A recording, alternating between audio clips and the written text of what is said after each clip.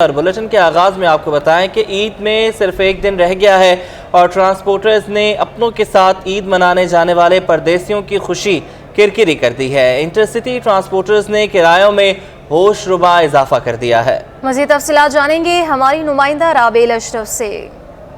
जी बिल्कुल, ईद मनाने के लिए लोग अपने प्यारों के साथ ईद मनाने के लिए जो है अंदरूने सिंध सफ़र कर रहे हैं और इस वक्त हम मौजूद हैं बस अड्डे पर, जहां पर आप देख सकते हैं कि बड़ी तादाद में लोग यहां से जा रहे हैं, अंदरूने सिंध जा रहे हैं अपने फैमिलीज़ के साथ ईद मनाने के लिए।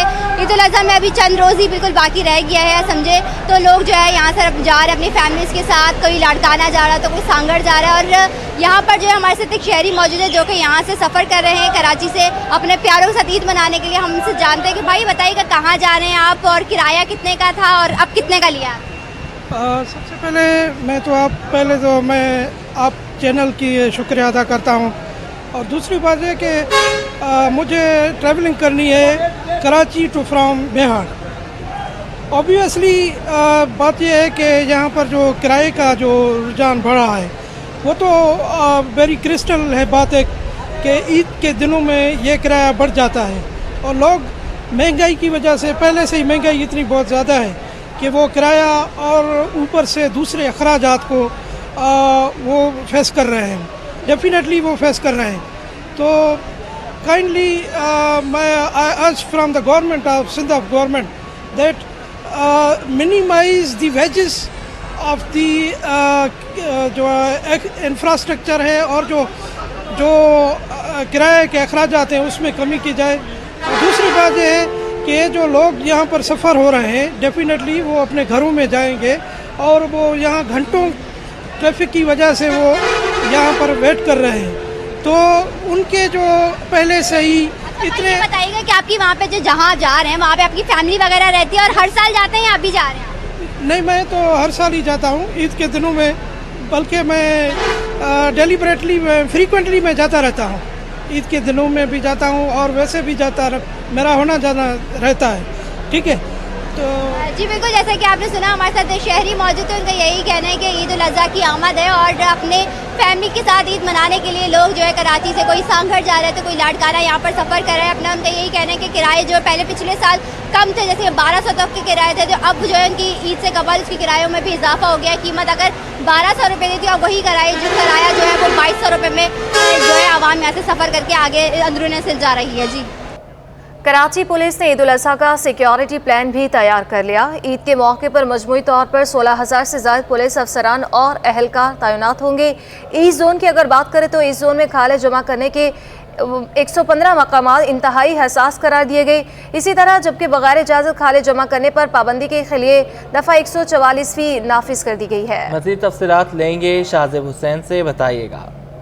जी बिल्कुल, ईद उल अज़हा के मौके पर कराची पुलिस की जानिब से सिक्योरिटी प्लान जो है मुरतब कर लिया गया है। तफसीलात के मुताबिक मजमूई तौर पर शहर भर में 16,000 से ज़्यादा पुलिस अफसरान और एहलकार जो है तैनात किए जाएंगे, जबकि कुर्बानी की खालों की जो जमा करते हैं उनके जो पॉइंट्स बनाए जाते हैं वो बताए गए हैं कि मजमूई तौर पर 523 पॉइंट्स हैं, लेकिन उसमें 115 इंतहाई हसास करार दिए गए हैं। तमाम इंतहाई हसास मुकामात जो कि 115 हैं वो ईस्ट जोन में बताए गए हैं, जहां पर पुलिस अफसरान और एहलकार की ड्यूटी के फ़राइज़ सर अंजाम देते हुए दिखाई देंगे। जबकि इसी तरीके से बात की जाए तो वेस्ट जोन में 139 और साउथ जोन में 18 मुकामात खाले जमा करने के बनाए गए हैं। अगर इज्तिमात के हवाले से बात की जाए तो शहर भर में 3,300 से ज़ायद मसाजिद और इमाम बारगाहों में ईद उल अज़हा की नमाज अदा की जाएगी। और इसी तरीके से बात की जाए तो जिस तरीके से ईदगाह होते हैं, ग्राउंड होते हैं जहां पर ईद की नमाज अदा की जाती है, तो 400 से ज़ायद मुकामात ऐसे हैं जहां पर ईद उल अज़हा के नमाज के इज्तिमात होंगे, जहां पर ड्यूटी के फ़राइज़ सर अंजाम देने वाले पुलिस अफसरान और एहलकार हैं वो जो है तैनात किए जाएंगे। अगर इसी तरीके से बात की जाए पूरे सिंध में जो है महकमा दाखिला सिंध की जानिब से दफ़ा 144 नाफिज की गई है। जिस तरीके से कुर्बानी खाले जमा करने के लिए ऐलानात होते हैं और इसी तरीके से जो कानूनी असला होता है, अपना लाइसेंस याफ्ता असला होता है, वो साथ लेकर फिरने पर भी जो है पाबंदी आयद कर दी गई है। और जो पुलिस अफसरान और एहलकार तैनात होंगे वो मशकूक अफराद की तलाशी भी लेंगे और जिस तरीके से अमन व अमान की सूरत हाल है उस पर काबू पाने की कोशिश करेंगे। जी बहुत शुक्रिया, आपने हमें अपडेट किया। और ईद उल अज़हा के मौका पर आलाइशों को बर वक्त ठिकाने और उठाने लगाने के लिए इंतज़ामिया मुतहरिक हो गई है। DC वेस्ट अली जुल्फ़िकार मेमन ने तैयारा से मुतालिक अहम इजलास बुला लिया है जिसमें मरकज़ी कंट्रोल रूम कायम करने का ऐलान किया गया है। ईद कुर्बान की तैयारियों से मुतालिक deputy commissioner west Ali Zulfiqar Memon ने इजलास तलब कर लिया जिसमें एडिशनल डिप्टी कमिश्नर 2,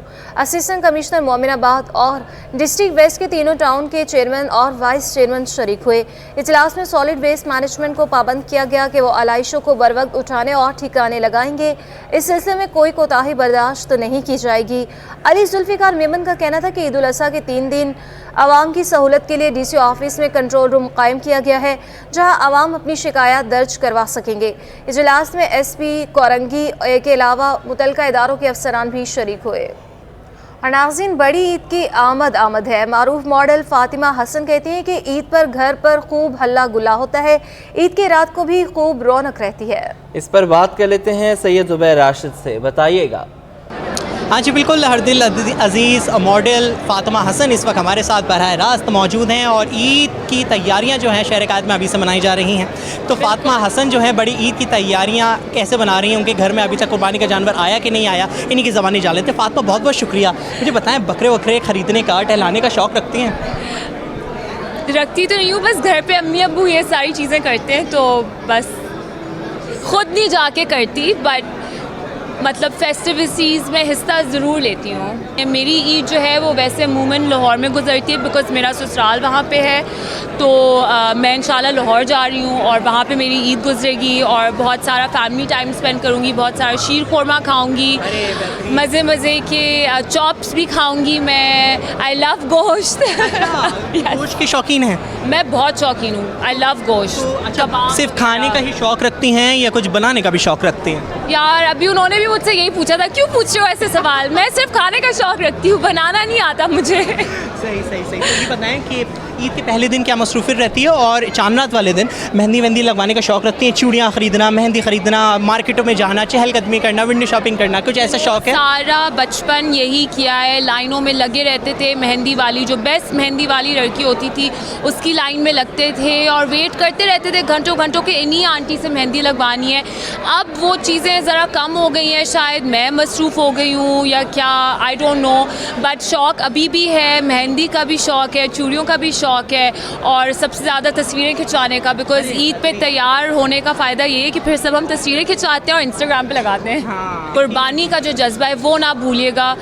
बाकी ये कि हैव फन, एंजॉय योरसेल्फ, दूसरों में प्यार फैलाएं और अपने आप से भी बेहद प्यार करें। ऑलवेज़ दूसरों से भी प्यार करें, अपने आप से भी प्यार करें। और बड़ी ज़बरदस्ती फ़ातिमा ने एक बात की, हालांकि इस बात की उम्मीद नहीं थी कि इतना अच्छा ये बोलती हैं, लेकिन इन्होंने कहा कि भाई कुर्बानी के अल्फाज को, कुर्बानी के जो एक सेक्रीफाइस है उसको समझने की ज़रूरत है। ताहम इन्होंने कहा कि भाई ईद की तैयारियाँ जो ईद से कबल जारी रहेंगी और यकीनन मेहंदी भी लगवाएंगी, चूड़ियाँ भी ख़रीदेंगी और कुर्बानी का जानवर भी ख़रीदेंगी। बहुत शुक्रिया। नाज़रीन, कुर्बानी की ईद में एक दिन बाकी है जबकि बड़ी मवेशी मंडियों में रश लग गया। कराची के नॉर्दर्न बाईपास पर सजाई जाने वाली बकरा मंडी में नवाब शाह का राजू धूम मचाने लगा। व्यापारी का कहना है कि राजू को बड़े नाजो नखरे से पाला है, कदरदान को ही फरोख्त करेंगे। बात करेंगे सैयद नुमान गुल से। सैयद नुमान गुल, राजू का कदरदान मिल गया है? जी हाँ बिल्कुल, मैं इस वक्त बकरा मंडी में नादरन बाईपास पर मौजूद हूँ और राजू के हवाले से आपने बात की, इसका कदरदान अभी तक नहीं मिला है। यही वजह है कि अभी भी जो है वो बकरा मंडी में धूम मचा रहा है, शहरियों को अपना दीवाना कर रहा है, लेकिन शहरी जो है इसकी कीमत सुनकर जो है यहाँ से घूम जाते हैं और मायूसी का चेहरा बनाकर यहाँ से निकलते हैं। मेरे कैमरामैन अजलान छिपा आपको दिखाएं तो ये राजू है जो कि नवाब शाह से नॉर्दर्न बाईपास की मवेशी मंडी में लाए गए हैं और अपनी खूबसूरती से, अपनी हाइट से, अपने वज़न से ये शहरियों को अपनी तरफ मुतवज्जो, लेकिन फिर इसकी कीमतें जानकर जो है वो शहरी जो है वो काफ़ी हैरान भी रह जाते हैं। व्यापारी हमारे साथ मौजूद है, बताइएगा ज़रा इसकी कीमत क्या है? इसकी भाई 5 लाख। 5 लाख रुपए? 5 लाख रुपए, तो फिर इसमें है ऐसा क्या जो 5 लाख रुपए मांग? इसके पानी के पैसे नहीं, समझ गया, जो वो बात होती है ना, इसके पानी के पैसे नहीं, सिर्फ शौक है, समझ गया। हाँ। क्या क्या खिलाया इसको? इसको दूध और शक्ल, समझ गया, छोला, गंदम, ये तो अभी तक किसी ने सौदा किया? कितने पैसे लगाए अभी तक? माशाल्लाह कम लग रहे हैं। कितने? 3.5 लगे हैं। ठीक है, तो आप कितने मांग रहे हैं? 5 लाख। 5 से नीचे नहीं देंगे? अल्लाह मालिक के मोहब्बत में दे सकता हूँ, बाकी तो इसका जो है खर्चा ही मैं आपको नहीं बोला। ठीक है, यकीनी तौर पर व्यापारी का ये कहना है कि इसका जो खर्चा है वो ही 5 लाख रुपए है, लेकिन अगर कोई शख्स आता है, कोई कदरदान आता है, तो हम उसे जो है वो उसकी जानिब से अगर वो इस बकरे को पसंद करता है, इसकी कदर करेगा, तो फिर हम उसे 5 लाख से कम में भी दे सकते हैं। जी अच्छा नुमान, ये बताइएगा कि राजू का कदरदान मिलता है या नहीं, वो तो पता चल ही जाएगा। आप ये बताइएगा मंडी की इस वक्त क्या सूरत हाल है? 12 बजे तो कुछ खास रश देखने में नहीं आ रहा था। अच्छा, यकीनी तौर पर जो है मवेशी मंडी में इस वक्त जो है वो जिस तरह गायें जितनी है वहाँ पर जो है वो जानवर कम हो रहे हैं, तो इसी तरह बकरा मंडी में भी इस वक्त जो है वो आधे से ज़्यादा जो जानवर हैं वो फ़रोख्त हो चुके हैं। मेरे कैमरामैन अजलान चीपा आपको दिखाएं तो ये इस वक्त गोल्डन नस्ल के बकरे हैं और इसके अकब में जो टेंट लगे हुए हैं वो खालीबन वहाँ पर जो बकरे हैं वो फ़रोख्त हो चुके हैं। इस टेंट में ये गोल्डन बकरे हैं क्योंकि ये ख़ासा खूबसूरत हैं, इसी वजह से इनकी कीमतें ज़्यादा हैं और महंगाई की वजह से ये बकरे अभी तक बिके नहीं हैं। और जो इनके व्यापारी हैं उनका ये कहना है कि इनकी कीमतों के हवाले से हम तभी देंगे अगर कोई शख्स इनकी सही कीमत मुकर्रर करेगा। 80 से इन बकरों की कीमतें शुरू हो रही हैं और फिर ये 1 लाख से भी तजावुज़ कर रही हैं। जी बहुत शुक्रिया नुमान, आपने हमें अपडेट किया। वज़ीर तवानाई सिंध इम्तियाज़ शेख ने कहा है कि तवानाई बहरान के खात्मे तक मुआशी इस्तेहकाम मुमकिन नहीं। सिंध ट्रांसमिशन लाइन से 100 मेगावाट बिजली की तरसील कराची को बिला ताअतुल जारी है और ये कहा कि कराची के पानी के अहम मनसूबे के 4 मनसूबे पर ट्रांसमिशन लाइन का जल्द आगाज़ किया जाएगा। वज़ीर तवानाई सिंध इम्तियाज़ शेख की ज़ेर सदारत STTC और सिंध ग्रिड कंपनी का बोर्ड का इजलास मुनक़्क़िद हुआ। वज़ीर तवानाई ने कहा कि तवानाई सिंध हुकूमत तवानाई बहरान के खात्मे के लिए अपना भरपूर किरदार अदा कर रही है। इम्तियाज़ शेख ने कहा कि सिंध ट्रांसमिशन लाइन से 100 मेगावाट बिजली की तरसील कराची को बिला ताअतुल जारी है। ऑल कराची ताजिर इत्तेहाद के चेयरमैन ने तवानाई बचाओ प्लान पर अमल दरामद से इनकार कर दिया। मज़ीद तफसीलात जानेंगे हमारी नुमाइंदे काविश मेमन से। जी बिल्कुल, वफाकी हुकूमत एक बार फिर तवानाई बचाओ प्लान पर अमल दरामद के लिए तैयार है। तमाम सूबों को एक बार फिर हिदायत जारी कर दी गई है कि तमाम स्टेक होल्डर से मुशावरत की जाए और इस पर इस बार जो है वो मुकम्मल तौर पर अमल दरामद होता हुआ दिखाई देना चाहिए। इस वक्त मेरे साथ मौजूद है चेयरमैन ऑल कराची ताजिर इत्तेहाद अतीक मीर, उनसे बात करते हैं। मीर साहब, एक बार फिर ताजिरों से बगैर मुशावरत किए फैसला थोप दिया गया है, क्या समझते हैं और कैसे देखते हैं इस फैसले को? देखिए, हमेशा यही होता है कि जब कभी भी तवानी बचत का हुकूमत के नज़दीक कोई प्लान होता है तो वो बजाय इसके कि तवानाई सप्लाई साइड पे देखें कि कहाँ ट्रांसमिशन गड़बड़ है, क्यों ये सिलसिला बेहतर नहीं हो रहा, कहाँ डिस्ट्रीब्यूशन के मसाइल हैं, पैदावारी मामलात क्यों इसमें तसलसल के साथ परेशान कौन है। एक ही बस रास्ता के मार्केटें महदूद, उनके औकात महदूद कर दिए जाएं। ये चीज़ हमेशा इग्नोर कर दी जाती है कि हम ये फ़ैसला एक गर्म मुल्क में कर रहे हैं, जहाँ कराची से खैबर तक आप देखिए इस वक्त गर्मी है और शदीद गर्मी है, लोग नहीं निकल पाते हैं, घरों में लाइट नहीं होती। वो फिर 3 बजे 4 बजे फ़ैसला करते कदरे कम गर्मी में मार्केटों में आते हैं और मार्केटों में पहले से ही लोड शेडिंग का एक समा होता है। और फिर कैसे मुमकिन है कि हम 8 बजे मार्केट बंद कर दें, ये पॉसिबल नहीं है। पहले भी इत्तेफाक से ऐसे ही हालात थे जब ये फ़ैसले किए गए। अब भी जो फ़ैसला किया गया, मुशावरत नहीं की जाती, पूछा नहीं जाता, फेडरेशन चेंबर्स सबको फारिग कर दिया। कहीं से कोई माजी की तरह जी बिल्कुल, अतीक मीर की आपने गुफ्तगू सुनी, उनका कहना है कि अगर स्टेक होल्डर्स के साथ मुशावरत की जाती है तो यकीनन इस हवाले से बातचीत हो सकती है। उनका कहना है कि लोड शेडिंग के मसाइल है, फिर गर्मी के भी मामलात है।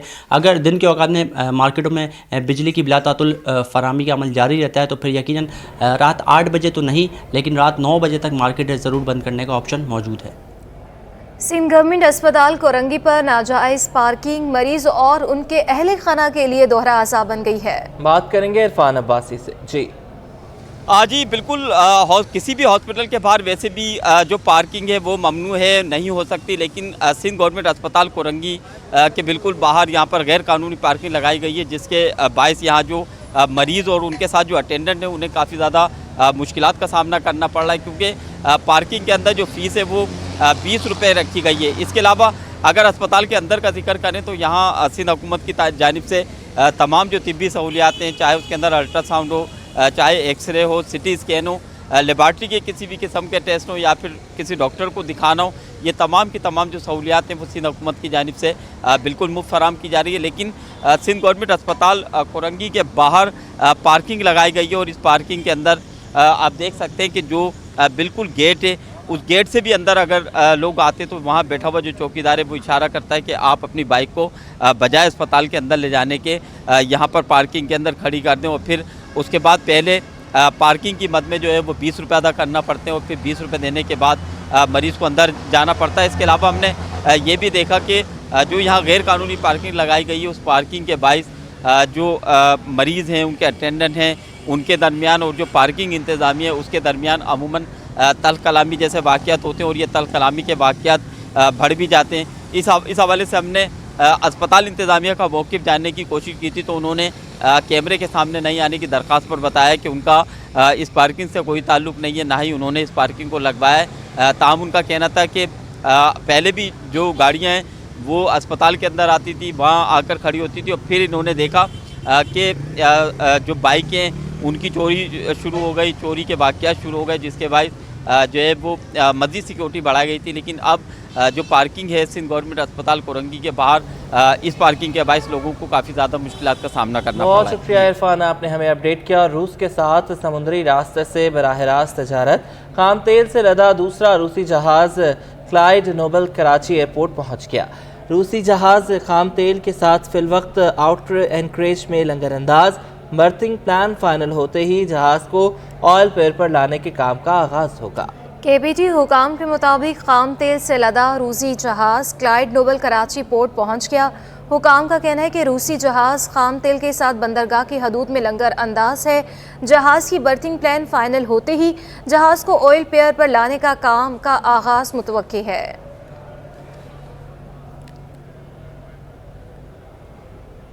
डिस्ट्रिक्ट इलेक्शन कमिश्नर सेंट्रल ने इंतखाबात से मुतालिक अवामी शऊर बेदार करने के अज़्म का इज़हार किया है। मज़ीद तफ़सीलात बताएंगे रिजवान अहमद।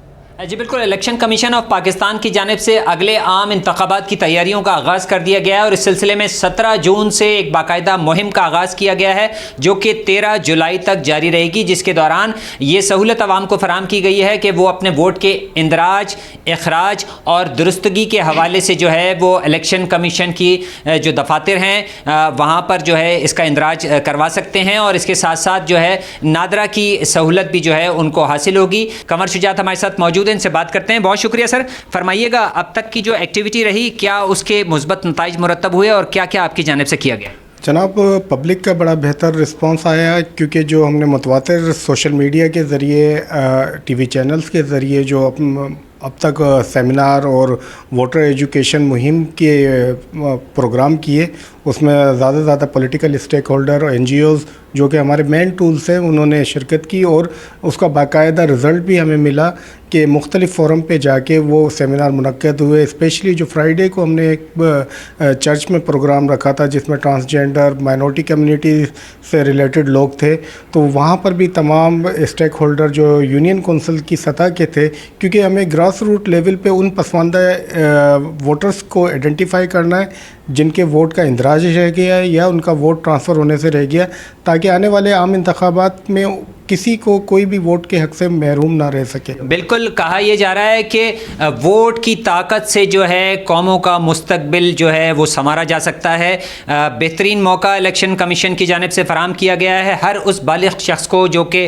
वोट डालने का अहल है उसको फौरी तौर पर अपने वोट का इंदराज कराने की ज़रूरत है, ताकि मुंतखब नुमाइंदों को जो है अपने मनपसंद मुंतखब नुमाइंदों को वो मुंतखब। KCCA स्टेडियम नॉर्थ नाजिमाबाद में inter district under 19 cricket tournament के मुकाबले जारी हैं। बात करेंगे जावेद इकबाल से।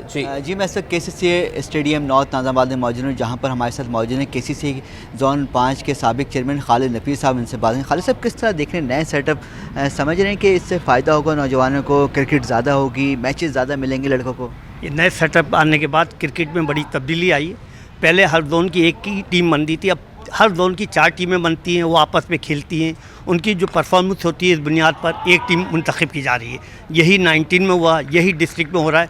इससे बच्चों को बहुत ज़्यादा क्रिकेट मिल रही है और मेरिट भी सामने आएगा। जब वो आपस में मैचेस खेलेंगे मेरिट सामने आएगा और मेरिट को कोई भी नज़रअंदाज नहीं कर सकता। मैं समझता हूँ ये नए इंतज़ामिया आने के बाद क्लब क्रिकेट को फ़रोग़ मिल रहा है और ख़ास तौर पे कराची में तो क्लब क्रिकेट को बहुत ज़्यादा फ़रोग़ मिलेगा, क्योंकि नदीम उमर जैसा कराची को सदर मिला है, जावेद अहमद खान सेक्रेटरी हैं और आज़म खान जैसे उनके साथी हैं। इंशाल्लाह कराची के अंदर क्रिकेट को बहुत ज़्यादा फ़रोग़ मिलेगा।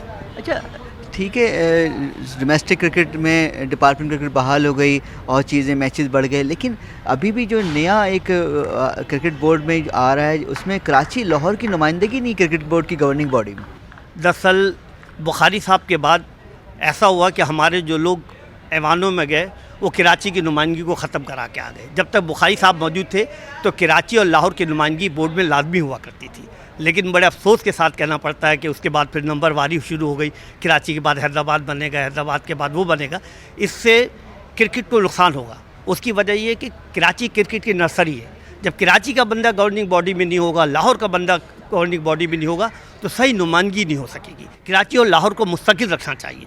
ये दोनों बड़े शहर हैं और दोनों के पास सबसे ज़्यादा क्लब है, दोनों के यहाँ से खिलाड़ी पैदा होते हैं। लिहाजा इनका बोर्ड में जब नुमाइंदा होगा तो क्रिकेट की सही रहनुमाई कर सकेंगे, क्रिकेट तो सही तरह से ऑर्गेनाइज हो सकेगी। बहुत शुक्रिया खालिद साहब। सुना आपने कि खालिद नफीस बता रहे थे कि कराची और लाहौर की नुमाइंदगी के बगैर पाकिस्तान क्रिकेट बोर्ड जो है अधूरी है और इन दो बड़े शहरों की मुस्तकिल नुमाइंदगी होनी चाहिए ताकि पाकिस्तान क्रिकेट पहले की तरह ऑर्गेनाइज हो और मैचेस ज़्यादा मिलें और भरपूर अंदाज में एसोसिएशन जो है वो क्रिकेट बोर्ड में मौजूद हो।